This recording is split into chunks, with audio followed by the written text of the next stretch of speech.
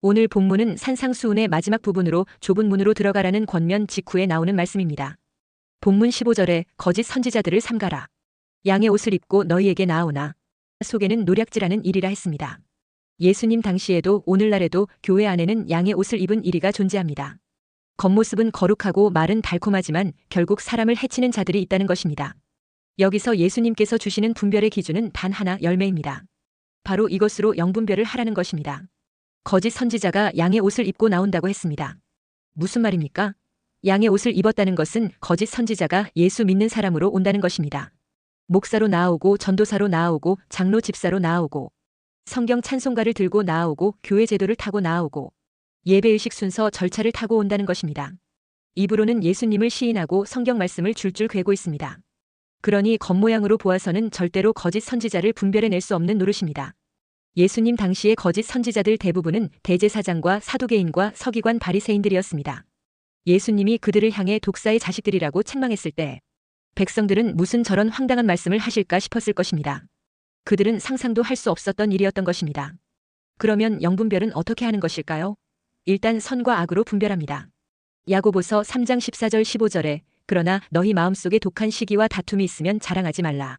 진리를 거슬러 거짓말하지 말라. 이러한 지혜는 위로부터 내려온 것이 아니요 땅 위의 것이요 정욕의 것이요 귀신의 것이니 했습니다. 이처럼 악한 생각은 세상적이고 정욕적이고 마귀적입니다.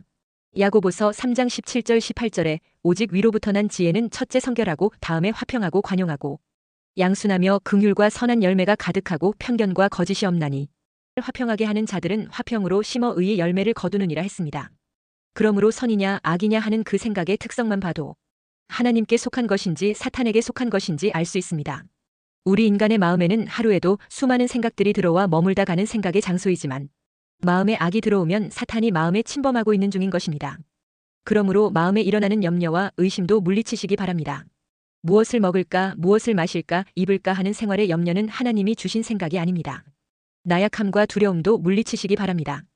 디모데후서 1장 7절에 하나님이 우리에게 주신 것은 두려워하는 마음이 아니요 오직 능력과 사랑과 절제하는 마음이니 했습니다. 어떤 사람은 마음에 증오의 영으로 차 있습니다. 어떤 사람은 비판의 영이 가득합니다. 잠언 4장 23절에 모든 지킬 만한 것 중에 더욱 내 마음을 지키라. 생명의 근원이 이에서 남이니라 했습니다.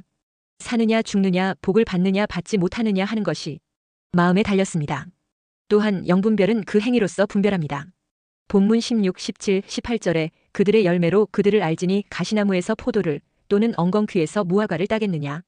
이와 같이 좋은 나무마다 아름다운 열매를 맺고 못된 나무가 나쁜 열매를 맺나니 좋은 나무가 나쁜 열매를 맺을 수 없고 못된 나무가 아름다운 열매를 맺을 수 없느니라 했습니다. 그래서 결국 20절에 이러므로 그들의 열매로 그들을 알리라 했습니다. 거짓 선지자와 참 선지자는 그 생활 태도로서 밝혀진다는 것입니다. 예수님 당시 대제사장과 바리새인 서기관들 다수가 정치권력과 재물에 집착하는 행태를 보였는데 예수님은 이들을 이렇게 지적했습니다. 마태복음 23장 24절 25절에 맹인된 인도자여 하루살이는 걸러내고 낙타는 삼키는도다. 화 있을 진저 외식하는 서기관들과 바리새인들이여 잔과 대접의 겉은 깨끗이 하되 그 안에는 탐욕과 방탕으로 가득하게 하는도다 했습니다. 그리고 또한 영분별은 성경 말씀으로 분별합니다. 요한일서 2장 22절 23절에 거짓말하는 자가 누구냐 예수께서 그리스도이심을 부인하는 자가 아니냐 아버지와 아들을 부인하는 그가 적그리스도니 아들을 부인하는 자에게는 또한 아버지가 없으되 아들을 시인하는 자에게는 아버지도 있느니라 했습니다. 예수님이 구원자 그리스도 되심을 부인하는 자가 적그리스도라 했습니다. 혹은 예수님이 육체로 오신 것을 부인하는 자도 적그리스도입니다. 그들은 육체로 오신 예수님을 부정하므로 예수님의 십자가 대속을 믿지 않기 때문입니다. 또한 그리스도의 유일성을 부정하는 자들도 가짜입니다. 하나님의 말씀에서 이탈한 자들입니다. 세상에는 예수님을 믿는다고 하면서 다른 것도 함께 믿는 자들이 있습니다. 원불교당에 가보면 부처상 곁에 예수님 사진을 걸어놓고 염불합니다. 그러면 이들이 예수님을 제대로 믿는 것일까요? 그것은 그리스도의 유일성을 부정하는 것입니다. 미얀마에 있는 한 승려가 죽어서 지옥에 가보게 되었습니다. 지옥에서 석가는 물론 그가 평소에 존경했던 수많은 불승들이 불못에서 고통받고 있는 것을 보고 충격을 받았습니다. 그는 다시 살아나 이렇게 고백했습니다. 그동안 우리는 속았다. 예수만이 참 생명의 길이더라고 했습니다. 이 사람의 증거함으로 많은 승려들이 하나님 앞으로 돌아왔다고 합니다. 어느 청년이 성당에 다녔는데 신부님에게 예수 그리스도의 유일성에 대해 물어보았습니다. 그랬더니 그 신부의 대답이 산에 올라갈 때 여러 갈래의 길이 있듯이 구원에도 여러 길이 있을 수 있습니다. 나에게는 불교 친구들도 많이 있습니다고 하더랍니다. 성경에 없는 이야기를 하고 있습니다. 바로 이것이 소경이 소경을 인도하는 경우입니다. 천주교에 다닌다 할지라도 하나님의 말씀대로 믿지 않으면 가짜가 되는 것입니다. 첫째, 거짓 선지자에 속지 않으려면 겉모습이 아니라 본질을 보아야 합니다. 15절에 거짓 선지자들을 삼가라. 양의 옷을 입고 너희에게 나오나 속에는 노략질하는 일이라 했습니다. 본문에서 예수님이 주시는 경고는 교회 안을 향한 경고인 것입니다. 예수님은 세상에 있는 일반적인 악인들을 말하지 않았습니다. 여기서 양의 옷은 외적으로는 신앙인처럼 보이는 것을 말합니다. 성경적인 거룩한 말투와 봉사와 성경 인용과 기도 많이 하는 모습, 그리고 눈물을 흘리는 예배 인도에 겸손한 모습까지 갖출 수 있습니다. 그러나 속에는 노략질하는 일이라는 것입니다. 그러니까 겉으로는 양무리와 똑같아 보이지만 목적이 다른 것입니다. 본질적으로는 자신의 유익과 명예와 영향력과 권력을 추구한다는 것입니다. 결국 거짓 선지자는 말이 아니라 목적에서 드러나게 됩니다.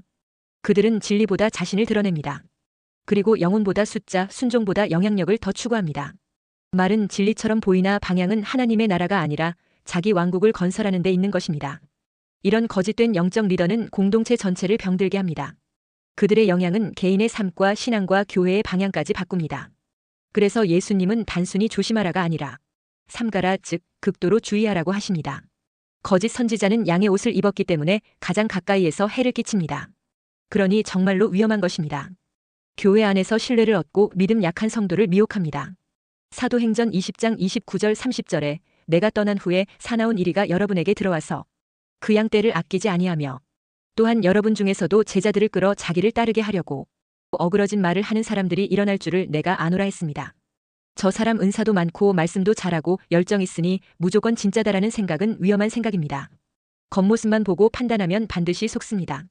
그 말과 행동과 열매를 보고 분별해야 합니다. 그러므로 깨어서 극도로 주의하고 조심하라고 하시는 것입니다. 거짓 선지자들은 양의 옷을 입은 일이기 때문입니다. 양의 모습으로 나타나 자신을 믿고 따르게 하더니 마침내 도살장으로 넘기는 자들입니다. 그야말로 가스라이팅의 전문가들입니다. 그러니 조심하라고 하십니다. 예수님께서 거짓 선지자들을 가리켜 사나운 일이라고 말씀하셨을 때 산상수훈 현장에 있었던 유대인들은 그 의미를 다 알아들었습니다. 구약 성경을 배웠기 때문입니다. 에스겔 22장 27절 28절에 그 가운데에 그 고관들은 음식물을 삼키는 일이 같아서 불의한 이익을 얻으려고 피를 흘려 영혼을 멸하거늘 그 선지자들이 그들을 위하여 회를 치라고 스스로 허탄한 이상을 보며 거짓 복수를 행하며 여호와가 말하지 아니하였어도 주 여호와께서 이같이 말씀하셨느니라 하였으며 했습니다. 에스겔 시대의 고관들은 양을 잡아먹는 사나운 이리와 같았다는 것입니다. 불의한 이익을 취하려고 백성들이 피 흘리게 만들고 그것도 모자라 백성들의 영혼까지 망하게 하는 무자비한 일이 때였다는 것입니다. 관리들이 백성들을 압박하여 불의한 이익을 취하고 있으니 백성들의 삶이 너무나 고단한 것입니다. 그런 시대를 살아가는 선지자라면 그 악한 고관들을 꾸짖고 양들을 위로하고 치유해야 했습니다. 그런데 그러지 않았다는 것입니다. 오히려 선지자라는 자가 그 부패한 고관들을 위하여 회치를 했다고 했습니다. 그들은 고관들의 악행에 대해 도리어 정당한 행위라면서 포장해 주었다는 것입니다. 또한 거짓 선지자는 스스로 허탄한 이상을 보고 거짓 복수를 행하였다고 했습니다. 하나님이 보여주신 적도 없는데 이상을 보았다 주장하면서 점쟁이 노릇을 했다는 것입니다. 거짓 예언 노름을 했다는 것입니다. 하나님은 그들에게 아무 말씀도 하지 않았는데 거짓 선지자들은 입만 열면 여호와께서 이같이 말씀하셨느니라 하면서 말했다는 것입니다. 백성들로 하여금 고관들에게 순응하도록 가스라이팅을 했다는 것입니다. 스바냐도 같은 말을 하고 있습니다. 스바냐 3장 3절 4절에 그 가운데 방백들은 부르짖는 사자요. 그의 재판장들은 이튿날까지 남겨두는 것이 없는 저녁 일이요. 그의 선지자들은 경솔하고 간사한 사람들이요. 그의 제사장들은 성소를 더럽히고 율법을 범하였도다 했습니다. 스바냐가 본 것도 에스겔이 본 것과 다를 바 없었습니다. 방백들은 백성들을 잡아먹고 재판장들은 깨끗하게 뒤처리를 해주었다는 것입니다. 행정관료와 사법관료들이 한통속이 되어 조직적이고 제도적으로 백성들을 괴롭혔다는 것입니다. 세상이 이러할진대 선지자들은 그야말로 목숨 걸고 방백들을 책망하고 백성들을 위로하고 치유해야 했습니다. 그런데 당시 선지자들은 경솔하고 간사하여서 방백들에게 아첨하는 말만 했다는 것입니다. 제사장들은 방백들의 만수무강을 기원하는 제사로 성소를 더럽혔다고 했습니다. 포악한 권력과 간사한 종교는 언제나 한패였던 것입니다. 더 나쁜 쪽은 간사한 종교입니다. 백성들의 정신세계를 지배하는 역할인 가스라이팅으로 세뇌시키는 역할을 담당하기 때문입니다. 예수님은 이렇게 권력에 빌붙어 쓴 소리 하나 못하고 언제나 아부성 멘트나 날리는 거짓 선지자들을 조심하라고 하시면서 그들을 일이라고 했습니다. 산상수훈을 듣고 있던 유대인들은 그 의미를 알았습니다. 율법을 해석하고 가르치는 서기관과 바리새인들, 제사를 담당하는 제사장들을 조심하라는 말씀이구나. 그들이 나를 잡아먹고 있는 일이구나. 금방 알 수 있었습니다. 거짓 선지자들을 조심하라는 말씀은 번듯한 종교인들의 말에 속지 말고 당하지 말라는 말씀이구나 하는 것을 알아들었다는 것입니다. 이러니 당시 종교 지도자들은 예수님을 죽이고 싶을 정도로 미웠던 것입니다. 그래서 기어코 예수님을 십자가에 매다는 일을 성사시키게 됩니다. 이렇게 부패한 관료와 타락한 종교인은 복음의 원수요. 예수님을 십자가에 매달고야 마는 핍박자들인 것입니다. 둘째, 그의 열매로 그들을 알 수 있습니다. 왜냐하면 열매는 속을 드러내는 증거이기 때문입니다. 열매는 무슨 나무인가를 드러냅니다. 그러니까 무슨 나무인가가 중요하다는 것입니다. 16절에 그들의 열매로 그들을 알지니 했습니다. 그리고 17, 18절에 이와 같이 좋은 나무마다 아름다운 열매를 맺고 못된 나무가 나쁜 열매를 맺나니 좋은 나무가 나쁜 열매를 맺을 수 없고 못된 나무가 아름다운 열매를 맺을 수 없느니라 했습니다. 열매는 시간이 지나면 반드시 드러나는 것입니다. 처음엔 겉모습만 보입니다. 그러나 시간이 흐르면 나무의 본질을 드러내게 되는 것입니다. 좋은 나무는 계절마다 다르게 보일 수 있어도 결국 좋은 열매를 맺습니다. 예수님은 능력이나 언변이나 사역 규모로 열매를 보지 않았습니다. 주여 주여 외치는 것도 능력을 행하는 것도 기적을 일으키는 것도 열매가 아니었습니다. 열매는 성품이었습니다. 그러니까 복음에 대한 순종이며 성령의 역사로 나타나는 변화가 바로 열매입니다. 갈라디아서 5장 22절 23절에 나오는 성령의 열매가 바로 우리가 맺어야 할 열매입니다. 사랑, 희락, 화평, 오래 참음, 자비, 양선, 충성, 온유, 절제의 열매입니다. 이 열매는 방향성이요 말과 행위의 일관성입니다. 그리고 열매는 관계 속에서의 모습이며 돈과 권력에 대한 태도이며 겸손과 회개에 관한 거룩을 말합니다. 그리고 이 열매는 한두 번 할 수 있는 좋은 행동이 아니라 지속적이고 일관된 삶의 패턴이 이루어지는 것을 가리켜 열매라고 합니다. 예수님은 여기서 분명하게 말씀하시기를 좋은 나무가 좋은 열매를 맺는 것이고 나쁜 나무가 나쁜 열매를 맺는 것이라고 했습니다. 좋은 나무는 좋은 열매밖에 맺지 않습니다. 나쁜 나무는 열심히 노력해도 나쁜 열매를 반복해서 맺습니다. 이것은 단순히 도덕적 평가 차원의 문제가 아닌 것입니다. 이 열매는 결국 영적 본질의 문제인 것입니다. 성경적으로 보면 우리가 맺히는 열매는 본질의 결과라는 것입니다. 그래서 가시나무에서 포도가 날 수 없고 엉겅퀴에서 무화과가 열리지 않는다는 것입니다. 본질과 뿌리가 결정적이라는 것입니다. 그러니까 어떤 나무인가가 중요하다는 것입니다. 어떤 나무인지 그 열매는 속일 수 없기 때문입니다. 그래서 마태복음 12장 33절에서 35절에 나무도 좋고 열매도 좋다 하든지 나무도 좋지 않고 열매도 좋지 않다 하든지 하라. 그 열매로 나무를 아느니라. 독사의 자식들아 너희는 악하니 어떻게 선한 말을 할 수 있느냐. 이는 마음에 가득한 것을 입으로 말함이라. 선한 사람은 그 쌓은 선에서 선한 것을 내고 악한 사람은 그 쌓은 악에서 악한 것을 내느니라 했습니다. 결국 거짓 선지자인 증거로 분열의 열매를 일으키고 탐욕과 교만의 모습들이 증거로 드러나게 된다는 것입니다.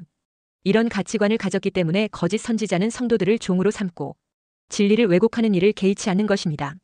그러나 참 선지자인 신실한 하나님의 사람은 겸손과 희생의 열매가 있고 성도들을 자유케 만듭니다. 그리고 말씀에 충실하고 회개하는 삶을 추구합니다. 내가 섬기는 목회자와 리더 그리고 내가 추종하고 따르는 자는 어떤 열매입니까? 은사가 크냐 적으냐, 사역의 스케일이 크냐, 적냐, 말을 잘하느냐, 똑똑하냐의 문제가 아닙니다. 예수님 당시도 그랬고 오늘날도 대부분의 사람들이 속기 쉬운 것이 그 사람이 가진 평판이나 스펙이나 은사나 능력에 휘둘리고 있습니다. 잘 나가는 대제사장과 사두개인과 바리새인 서기관들은 유대 나라 전체에서 공인된 평판과 명망이 있는 자들이었습니다. 그래서 유대인들 대부분이 그들을 신뢰하고 존경하며 따랐습니다.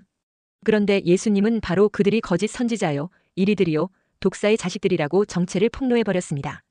짜증을 잘 내고 자꾸 돈을 챙기고 겸손과 희생과 회개를 추구하지 않는다면 일단 거리를 두고 조심해야 합니다. 우리는 좋은 열매 맺는 좋은 나무가 되어야 합니다. 우리는 누가 뭐래도 예수님의 열매를 맺어야 합니다. 예수님의 향기를 나타내야 합니다. 빛과 소금의 역할을 해야 합니다. 예수님은 분명히 말씀하셨습니다. 마태복음 3장 10절에 이미 도끼가 나무 뿌리에 놓였으니 좋은 열매를 맺지 아니하는 나무마다 찍혀 불에 던져지리라 했습니다. 마태복음 5장 13절에 너희는 세상의 소금이니 소금이 만일 그 맛을 잃으면 무엇으로 짜게 하리요. 후에는 아무 쓸데없어 다만 밖에 버려져 사람에게 밟힐 뿐이니라 했습니다. 하나님은 이사야 선지자를 통해 이스라엘을 향하여 이런 책망을 했습니다. 이사야 5장 2절에 땅을 파서 돌을 제하고 극상품 포도나무를 심었도다. 그 중에 망대를 세웠고 또 그 안에 술틀을 팠도다. 좋은 포도 맺기를 바랐더니 들포도를 맺었도다 했습니다. 우리가 주님께서 기대하시는 올바른 열매를 맺으려면 어떻게 해야 되겠습니까? 이에 대해 예수님은 우선 좁은 문으로 들어가라 했습니다. 마태복음 7장 13절 14절에 좁은 문으로 들어가라. 멸망으로 인도하는 문은 크고 그 길이 넓어 그리로 들어가는 자가 많고 생명으로 인도하는 문은 좁고 길이 협착하여 찾는 자가 적음이라 했습니다. 우리 인간들은 실컨 조컨 간의 두 가지 길 중에 하나의 길을 가야 합니다. 하나는 좁은 문을 향하여 가는 좁은 길이 있고 또 하나는 넓은 문을 향하여 가는 넓은 길이 있습니다. 사람들은 좁고 험한 길은 가려고 하지 않습니다. 모두가 넓고 평탄한 길을 가기를 원하고 있습니다. 그래서 길마다 아스팔트나 콘크리트로 포장을 하여서 다니기에 편하게 합니다. 그런데 세상의 길에도 이와 같이 편한 길을 가기를 원하고 있듯이 우리들의 신앙도 어려운 것을 하려고 하지 않습니다. 사람들은 교회까지는 잘 옵니다. 그런데 그 다음에 하나님을 믿는 성도로서 하나님의 나라에 들어갈 수 있는 하나님의 자녀로서의 어려운 길을 주저하고 있습니다. 때로는 거부하고 있습니다. 우리가 가야 할 구원의 길, 천국의 길, 영생의 길은 결코 쉽거나 넓은 길이 아닙니다. 좁고 험한 길입니다. 때로는 고통과 아픔을 감수해야 하는 길입니다. 눈물 없이 갈 수 없는 슬픔의 길이기도 합니다. 순교를 해야 할 때도 있다는 사실을 알아야 합니다. 그리고 여기서 결정적으로 중요한 것은 거짓 선지자를 삼가라는 것입니다. 예수님은 우리가 좋은 열매를 맺는 좋은 나무가 되기 위해서 거짓 선지자를 삼가라고 했습니다. 거짓 선지자는 거짓 목자를 말합니다. 지금은 말세이기 때문에 거짓 목자 사꾼 목자들이 세상에 많이 있습니다. 그러므로 순간적인 잘못으로 잘못된 목자를 따라가면 영원히 헤어날 수 없는 깊은 수렁에 빠지게 되는 것입니다. 마태복음 24장 4절에 예수께서 대답하여 이르시되 너희가 사람의 미혹을 받지 않도록 주의하라 했습니다. 요한일서 4장 1절에 사랑하는 자들아 영을 다 믿지 말고 오직 영들이 하나님께 속하였나 분별하라. 많은 거짓 선지자가 세상에 나왔음이라 했습니다. 세상에서 도둑놈을 따라가면 도둑놈이 되고 사기꾼을 따라가면 사기꾼이 됩니다. 노름쟁이를 따라가면 결국 노름쟁이가 되고 맙니다. 그러나 선한 목자를 따르면 선한 주의 백성이 되는 것입니다. 그리고 올바른 열매를 맺으려면 입술로만 주여, 주여 할 것이 아니라 아버지의 뜻대로 행하는 자가 되어야 합니다. 야고보서 2장 14절에 내 형제들아 만일 사람이 믿음이 있노라 하고 행함이 없으면 무슨 유익이 있으리요. 그 믿음이 능히 자기를 구원하겠느냐 했습니다. 야고보서 2장 26절에 영혼 없는 몸이 죽은 것 같이 행함이 없는 믿음은 죽은 것이니라 했습니다. 말씀에 순종하는 행함은 바로 믿음의 열매입니다. 셋째, 열매 없는 나무는 결국 심판받게 됩니다. 19절에 아름다운 열매를 맺지 아니하는 나무마다 찍혀 불에 던져지느니라 했습니다. 찍혀 불에 던져지는 것은 거짓 선지자뿐 아니라 열매 없는 모든 자의 최종 운명입니다. 심판대에 찍어서 불에 던지기 위해 이미 준비되어 있다고 말씀합니다. 마태복음 3장 10절에 이미 도끼가 나무 뿌리에 놓였으니 좋은 열매를 맺지 아니하는 나무마다 찍혀 불에 던져지리라 했습니다. 지금까지 세상에서는 속이면서 통할 수 있었다 할지라도 심판대 앞에서는 결코 하나님을 속일 수 없습니다. 그래서 말로만 주여 주여 하는 자는 천국에 들어가지 못한다고 말씀하고 있습니다. 마태복음 7장 21절에서 23절에 나더러 주여 주여 하는 자마다 다 천국에 들어갈 것이 아니요 다만 하늘에 계신 내 아버지의 뜻대로 행하는 자라야 들어가리라. 그날에 많은 사람이 나더러 이르되 주여 주여 우리가 주의 이름으로 선지자 노릇하며 주의 이름으로 귀신을 쫓아내며 주의 이름으로 많은 권능을 행하지 아니하였나이까 하리니 그때에 내가 그들에게 밝히 말하되 내가 너희를 도무지 알지 못하니 불법을 행하는 자들아 내게서 떠나가라 하리라 했습니다. 하나님은 중심을 보시고 열매를 보십니다. 심판날에 내가 너를 도무지 알지 못하노라는 무서운 말씀이 떨어지지 않도록 미리 대비하고 준비해야 합니다. 그래서 이 말씀을 듣는 여러분의 귀가 복된 것입니다. 지금 열매 없는 삶이라면 회개하고 돌이킬 때가 되었습니다. 어디에 소망이 있습니까? 예수님께 접붙임 받은 나무가 되는 데 있습니다. 다시 말해 예수님께 잘 붙어 있어야 합니다. 연륜이나 직분이나 지식이나 재물이나 환경이나 사람에게 붙어 있지 말고 예수님께 붙어 있어야 합니다. 그래야 좋은 열매를 맺을 수 있습니다. 로마서 11장 17절 18절에 또 한 가지 얼마가 꺾이었는데 돌감람나무인 내가 그들 중에 접붙임이 되어 참감람나무 뿌리의 진액을 함께 받는 자가 되었은즉 그 가지들을 향하여 자랑하지 말라. 자랑할지라도 내가 뿌리를 보전하는 것이 아니요 뿌리가 너를 보전하는 것이니라 했습니다. 예수님께 붙어 있으면 성령의 도우심으로 열매 맺는 삶을 살 수 있습니다. 오늘 본문에서 예수님이 16, 20절에서 두 번이나 강조하신 말씀이 그들의 열매로 그들을 알리라는 것입니다. 오늘날 수많은 목소리와 영상과 설교가 넘쳐나고 있습니다. 그러나 기준은 단 하나 바로 열매입니다. 알아야 할 것은 거짓 선지자는 말은 영혼을 위하여 일한다고 하는데 실상은 삭슬 위하여 일을 합니다. 또한 거짓 목자는 자신의 명성이 나빠지는 것을 극도로 싫어합니다. 그러나 참된 목자는 온갖 비난과 손가락질에도 묵묵히 주님만 바라보고 나아갑니다. 그리고 거짓 선지자는 자기 주장과 생각을 굽히지 않고 전하는 일에 최선을 다합니다. 그러나 참된 선지자는 나도 인간이기에 틀릴 수 있다고 겸손하게 말하고 항상 하나님의 진리의 말씀 앞에 서려고 합니다. 그들의 열매로 그들을 알리라는 예수님의 말씀은 나의 신앙을 증명하는 것은 말이나 감정이나 지식이나 겉모습이 아니고 삶에서 나타나는 열매라는 것입니다. 그러므로 우리는 스스로에 대해 질문해 보아야 합니다. 나는 어떤 열매를 맺고 있는가? 나의 말, 행동, 선택, 관계 속에서 그리스도의 향기가 드러나는가? 나는 주님의 은혜 안에서 좋은 나무의 성품으로 자라가고 있는가? 스스로 점검해 보아야 합니다. 그러므로 나 자신의 열매도 점검하고 거짓 선지자의 미혹에서 자신을 지켜 온전하게 주님 앞에 서게 되시기를 주의 이름으로 축원합니다.